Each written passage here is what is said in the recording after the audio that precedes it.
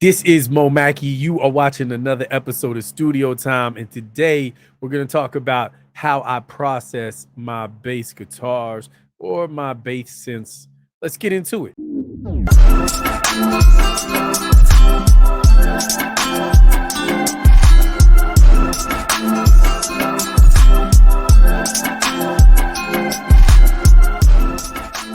All right, so let's get straight into it. So, track 17 is my bass, as you can see highlighted here. And we'll start from the very top. Now, right here is our trim. As you can see, I had to knock it down 18.7 decibels because it was coming in way too hot from whatever source this came from.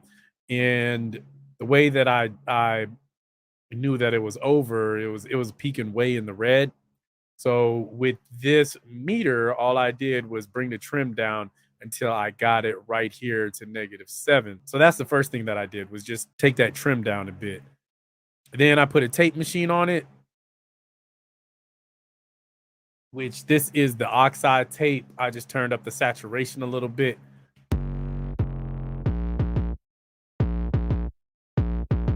Then I'll play without.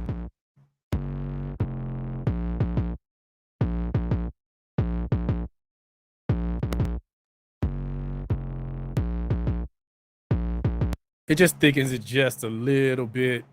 I do have a channel strip on here, the API channel strip, but nothing is on. I'm not really using that. And then I also have the SSL channel strip too, but there's nothing going on there either. Everything is off. But what's doing the work here are, I have two compressors, and this is another case where I like to use two compressors, not crunching them so much in the gain reduction.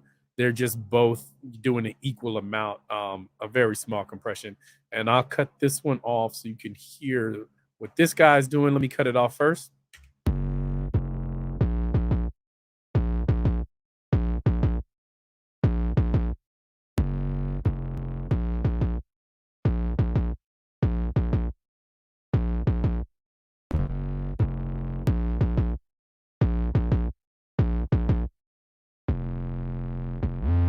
And pretty much all this is doing is kind of gluing it to the track. Without it, it stands out, and it's kind of too forward in the track, and this just kind of glues it all together.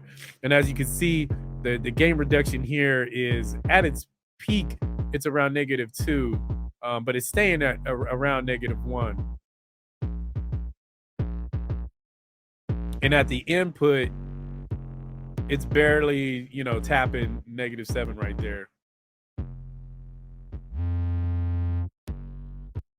And then this guy is pretty much doing the same thing, and I'll let you hear it without. And then with.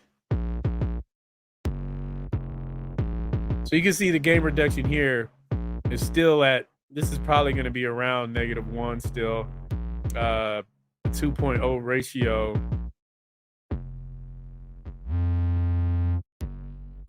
And you can see where it's barely, you know, putting any gain reduction on it. But you can see it's got that makeup gain right here that makes up for the cutback. So pretty much what these two guys are doing is gluing it to the track. And I'll let you hear it without everything. I'll disable it all.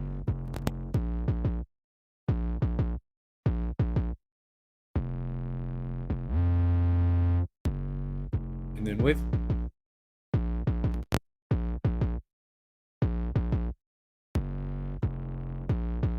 It just makes it a lot cleaner, and it glues it to the track more. Before these plugins were added, it was just too in your face, and I needed it more back in the cut. This one is the Universal Audio's 1176 limited amplifier, the blue version, which is, I find it to be really, really good on basses, synths, and guitars alike. And then this one is the smart compressor, the version 1. This isn't the version 2 because I did this song before the version 2 was out. But I find that the version 1 works different from the 2, and it still has its uses. Like sometimes I'll actually add both the version 1 and the version 2 on a track and then test them out and see just which one is doing a better job or sounds a little bit better. So I still use both. And that is just a way to glue your bass synths or guitars to a track more by using two compressors. There's a bunch of different ways to use compressors to make your basses pop out or get glued to the track, and that's just one of them. Hope you all have learned something today. Again, this is Mo Mackey, and you are watching Studio Time.